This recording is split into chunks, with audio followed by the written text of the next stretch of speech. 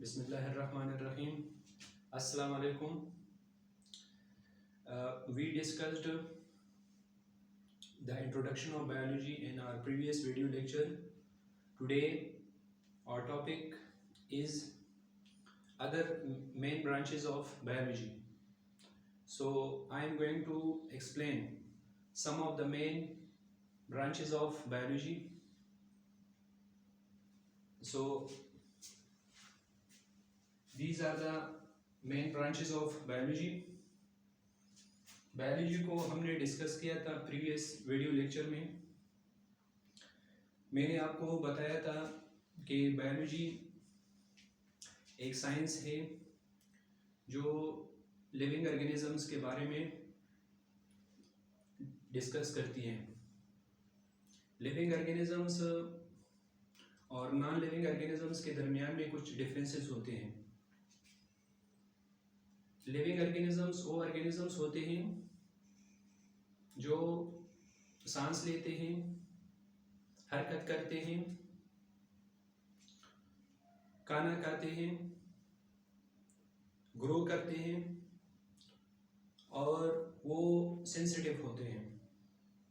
ये खुसूसियात non living organisms में नहीं पाए जाते हैं. तो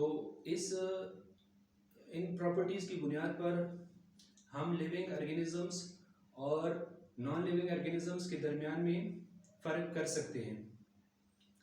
तो बायोलॉजी में मैंने आपको बताया था कि बायोलॉजी वर्ड जो है दो ग्रीक वर्ड से निकला है.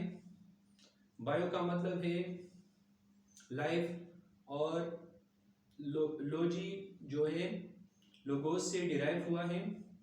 लोगोस का मतलब है टू स्टडी. तो biology is the branch of science which deals with the study of life.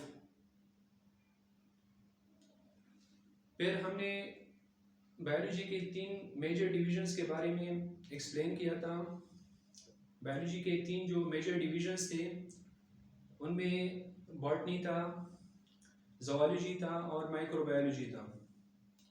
अभी मैं बायोलॉजी के और मेन ब्रांचेस को डिस्कस करने जा रहा हूँ. तो सबसे पहले मैं डिस्कस करूँगा मॉर्फोलॉजी को. मॉर्फोलॉजी जो है बायोलॉजी की एक ऐसी ब्रांच है जिसमें हम लिविंग ऑर्गेनिजम्स के शेप और स्ट्रक्चर के बारे में स्टडी करते हैं.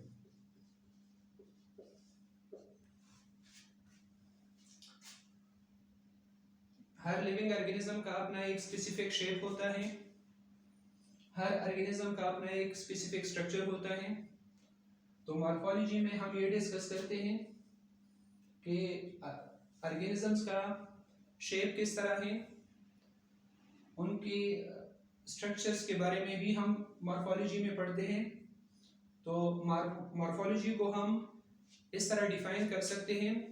Morphology is the branch of biology which deals with the study of shape and structure of living organisms. जैसा कि आपको मालूम है दुनिया में जानदार चीज़ों के बहुत ज़्यादा अक़साम पाए जाते हैं और ये जानदार एक दूसरे से डिफरेंट होते हैं शेप में, स्ट्रक्चर में, बिहेवियर में, रिप्रोडक्शन मेथड्स में, साइज में. तो these organisms are different from each other in these aspects. तो मॉर्फोलॉजी बायोलॉजी की एक ऐसी ब्रांच है जिसमें हम लिविंग ऑर्गेनिज्म के शेप और स्ट्रक्चर के बारे में पढ़ते हैं. नेक्स्ट जो मेन ब्रांच ऑफ बायोलॉजी है उसको हम एनाटॉमी कहते हैं. एनाटॉमी भी बायोलॉजी की एक इम्पोर्टेंट और मेन ब्रांच है. इसमें हम इंटरनल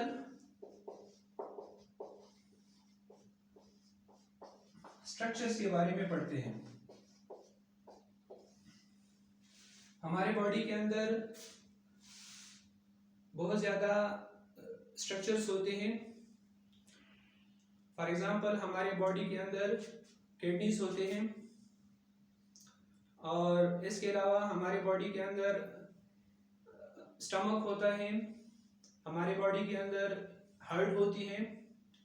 तो ये मुख्तलिफ किस्म के स्ट्रक्चर्स हमारी बॉडी के अंदर पाए जाते हैं और इनको हम एनाटॉमी में डिस्कस करते हैं। एनाटॉमी में हम इसके बारे में पढ़ते हैं। तो एनाटॉमी बायोलॉजी की वो ब्रांच है जिसमें हम लिविंग ऑर्गेनिजम्स के इंटरनल स्ट्रक्चर्स के बारे में पढ़ते हैं। नेक्स्ट जो है उसको हम हिस्टोलॉजी कहते हैं। हिस्टोलॉजी भी बायोलॉजी की एक इम्पोर्टेंट और मेन ब्रांच है। इसमें हम टिश्यूज के बारे में पढ़ते हैं। टिश्यूज, अब स्टूडेंट्स टिश्यूज किसे कहते हैं? When similar cells combine together and they perform a specific function, that group of cells is known as tissue. Suppose ये हमारे पास सेल्स हैं, सपोज ये एक सेल है, ये दूसरा सेल है, ये तीसरा सेल है, ये चौथा सेल है और ये इसके अंदर न्यूक्लियस है। तो इसको हम एक टिश्यू कह सकते हैं। उस वक्त जब इनके फंक्शंस एक जैसे हो, जब इनके स्ट्रक्चर्स एक जैसे हो तो हम इनको टिश्यूज कह सकते हैं। We call such groups of cells is tissues. तो टिश्यूज प्लांट्स में भी पाए जाते हैं और एनिमल्स में भी पाए जाते हैं। हमारे बॉडी के अंदर भी टिश्यूज पाए जाते हैं। तो टिश्यूज की कंपोजिशन, टिश्यूज के फंक्शन, टिश्यूज के स्ट्रक्चर के बारे में हम हिस्टोलॉजी में पढ़ते हैं। तो हिस्टोलॉजी भी बायोलॉजी की एक मेन ब्रांच है और इसमें हम टिश्यूज के बारे में पढ़ते हैं। टिश्यूज हमारे बॉडी के अंदर भी होते हैं, प्लांट्स में भी होते हैं और एनिमल्स में भी होते हैं। इसके बाद है फिजियोलॉजी। फिजियोलॉजी भी दूसरे ब्रांचेस की तरह एक मेन ब्रांच है बायोलॉजी की और इसमें हम फंक्शंस के बारे में पढ़ते हैं। हमारे बॉडी के अंदर और जितनी भी और लिविंग ऑर्गेनिजम्स हैं उनके बॉडीज के अंदर मुख्तलिफ आर्गन्स होते हैं और हर आर्गन का अपना एक काम होता है, अपना एक खास फंक्शन होता है।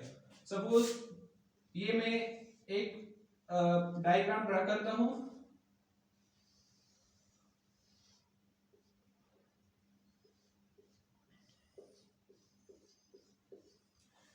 ये एक किडनी है। तो फिजियोलॉजी में हम ये पढ़ते हैं कि किडनी का फंक्शन क्या होता है, what is the function of kidney. ठीक है, क्योंकि किडनी हमारे बॉडी के अंदर ऑर्गन, खास किस्म के ऑर्गन्स होते हैं जिनको हम गुर्दे कहते हैं और उनका काम होता है ब्लड को फिल्टर करना। The function of kidneys is to filter the blood, blood को साफ करना ये किडनीज का काम है। इसके अलावा स्टमक भी एक ऑर्गन है हमारी बॉडी के अंदर, स्टमक भी पाई जाती है और ये स्टमक, इसका भी एक फंक्शन होता है और वो फंक्शन ये है कि ये फूड को डाइजेस्ट करता है। जो खाना हम खाते हैं स्टमक उस खाने को या उस फूड को डाइजेस्ट करता है। तो ये भी एक इंटरनल ऑर्गन है, ये भी एक इंटरनल ऑर्गन है और इनके अपने अपने फंक्शंस होते हैं। तो बॉडी के अंदर जो मुख्तलिफ किस्म के ऑर्गन्स होते हैं उनके जो फंक्शंस होते हैं उनको हम बायोलॉजी के ब्रांच फिजियोलॉजी में डिस्कस करते हैं। तो हम बायोलॉजी के ब्रांच फिजियोलॉजी को इस तरह भी डिफाइन कर सकते हैं। Physiology is the branch of biology in which we study about the different functions of organs in human bodies or other organisms.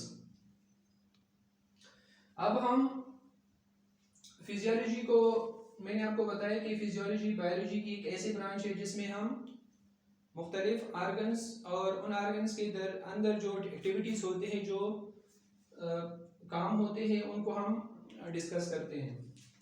Next जो ब्रांच है बायोलॉजी की, उसको हम एम्ब्रियोलॉजी कहते हैं। अब स्टूडेंट्स, एम्ब्रियोलॉजी किसे कहते हैं, अभी मैं एम्ब्रियोलॉजी को एक्सप्लेन करूंगा।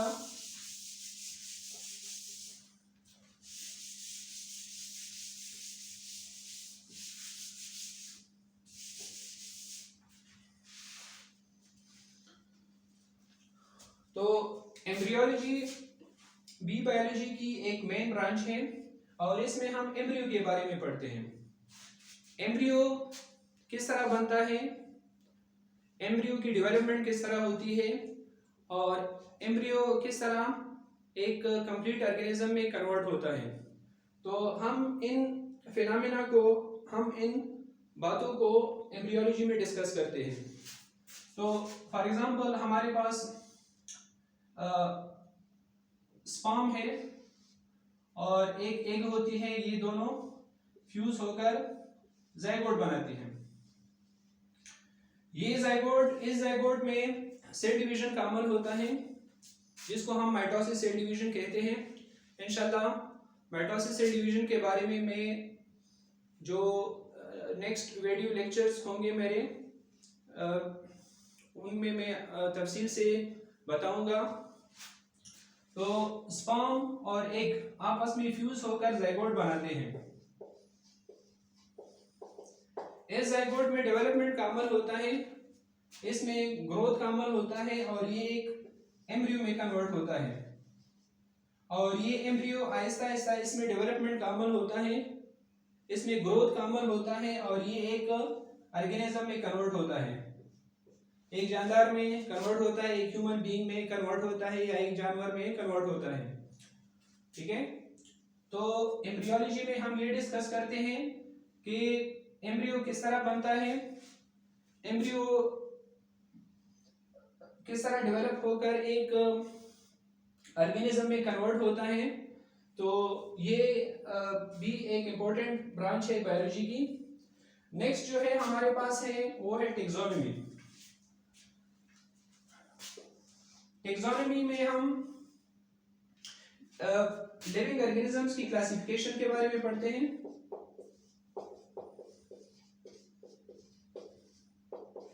और उनके नेमिंग के बारे में पढ़ते हैं।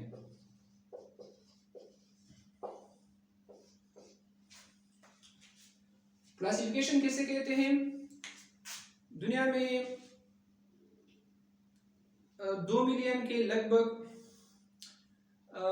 जानदारों के अक़साम हैं, लिविंग ऑर्गेनिजम्स के टाइप्स हैं और तादाद तो बिलियंस से भी ज़्यादा हैं। तो साइंसदानों ने इन तमाम अक़साम के जानदारों की क्लासिफिकेशन की है, उनकी दर्जाबंदी की है, उनको ग्रुप्स और सब ग्रुप्स में डिवाइड किया है ताकि उन पर साइंटिस्ट्स, बायोलॉजिस्ट रिसर्च कर सके और उनको इजीली डिस्कस कर सके, उनको एक नाम दे सके जिसको हम साइंटिफिक नेम कहते हैं। तो क्लासिफिकेशन में साइंटिस्ट्स ऑर्गेनिजम्स को ग्रुप्स और सब ग्रुप्स में डालते हैं और उसके बाद उनको एक खास नाम, एक स्पेसिफिक नेम देते हैं।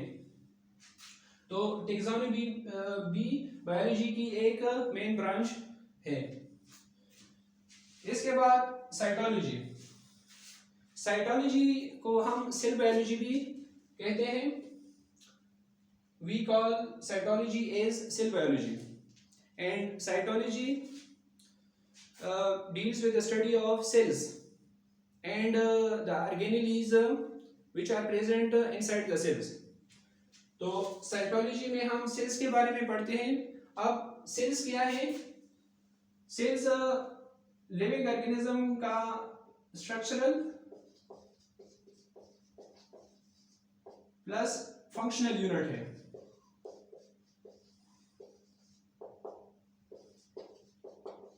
जितनी भी लिविंग ऑर्गेनिजम्स हैं वो बनी भी सेल से होते हैं, इसलिए हम कह सकते हैं कि cells are the structural units of living organisms. और जितनी काम लिविंग ऑर्गेनिजम्स करते हैं या लिविंग ऑर्गेनिजम्स के बॉडीज के अंदर होते हैं वो भी सबसे पहले सेल्स के अंदर परफॉर्म होते हैं, तो इसलिए सेल्स को हम फंक्शनल यूनिट भी कहते हैं। तो सेल्स स्ट्रक्चरल और फंक्शनल यूनिट्स हैं। तो बायोलॉजी सेल बहुत इंपॉर्टेंट मौजू है, बहुत इंपॉर्टेंट टॉपिक है, तो इसको एक बायोलॉजी के एक अलग ब्रांच में डिस्कस किया जाता है जिसको हम साइटोलॉजी कहते हैं। सेल्स इस तरह के स्ट्रक्चर्स होते हैं, एनिमल्स में ये सेल हैं और दिस इज द न्यूक्लियस, इसके अंदर ये साइटोप्लाज्म पाई जाती है और इसके अंदर मुख्तलिफ सेल ऑर्गेनेल्स पाए जाते हैं, mitochondria, Golgi body, cytoplasmic reticulum, ribosomes वगैरह। तो दिस इज अ सेल और सेल्स के अंदर जो छोटे छोटे पार्ट्स होते हैं उनको हम सेल ऑर्गेनेल्स कहते हैं।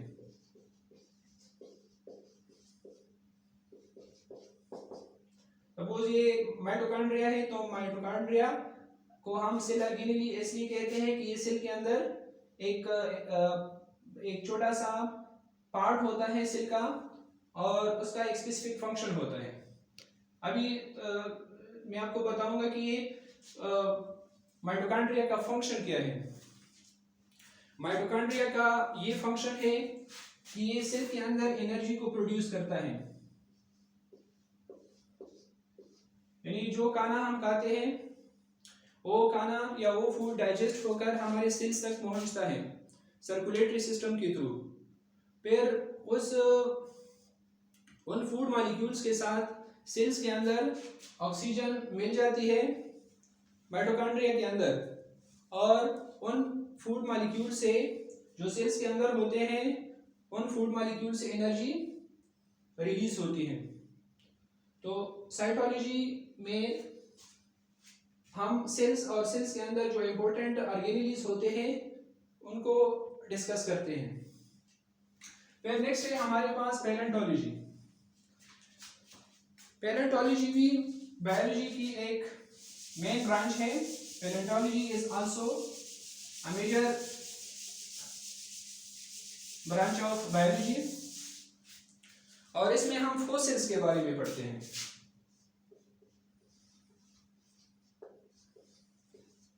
फॉसिल्स क्या होते हैं? फॉसिल्स जमीन के अंदर, सपोज ये जमीन का सरफेस है तो जमीन के अंदर जो हड्डियां या जो तने वगैरह पाए जाते हैं, मुख्तलिफ किस्म के dead remains of living organisms होते हैं, साइंटिस्ट्स उनको निकालते हैं और उन पर रिसर्च करते हैं। तो उन पर रिसर्च करते हैं और ये पता लगा लेते हैं कि ये हड्डियां कौन से जानवर की है या कौन से लिविंग ऑर्गेनिज्म की है और ये कितने साल पुराने हैं। तो पैलेंटोलॉजी में हम फॉसिल्स के बारे में पढ़ते हैं। फॉसिल्स क्या होते हैं? फॉसिल्स जमीन के अंदर दफन हड्डियां और स्केलेटन्स होते हैं, स्टेम्स होते हैं जो जमीन के अंदर दफन होते हैं और साइंसदान उनको निकालकर उन पर रिसर्च करते हैं, उन पर एक्सपेरिमेंट्स करते हैं और फिर उनके बारे में इंफॉर्मेशन गेट करते हैं। फिर पैलेंटोलॉजी को दो ब्रांचेस में या दो टाइप्स में डिवाइड किया गया है, पैलियोबॉटनी और दूसरा है पैलियोजोलॉजी।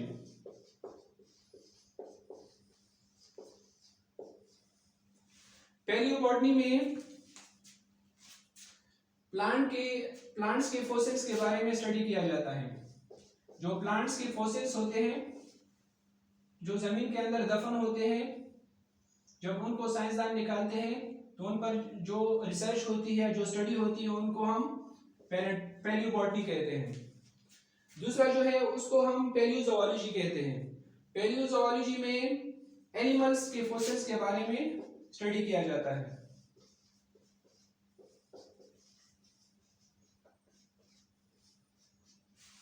ज़मीन के अंदर एनिमल्स के जो स्केलेटन्स होते हैं, एनिमल्स के जो बोन्स होते हैं, उनको जब साइंटिस्ट ज़मीन से निकालते हैं और उन पर रिसर्च करते हैं, उन पर स्टडीज़ करते हैं, तो इस स्टडी को, इस रिसर्च को पैलियोज़ोलॉजी कहते हैं। तो ये कुछ ब्रांचेस हो गए, मेन ब्रांचेस ऑफ बायोलॉजी। इंशाल्लाह नेक्स्ट वीडियो लेक्चर में जो रिमेनिंग ब्रांचेस ऑफ बायोलॉजी हैं उनको मैं एक्सप्लेन करूँगा। Thank you.